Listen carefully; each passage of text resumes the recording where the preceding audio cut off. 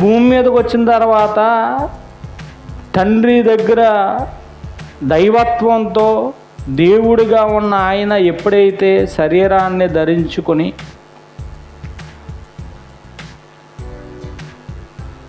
ఏ మనిషి ఈ భూమి మీద ఈ పాపపు జీవితాన్ని,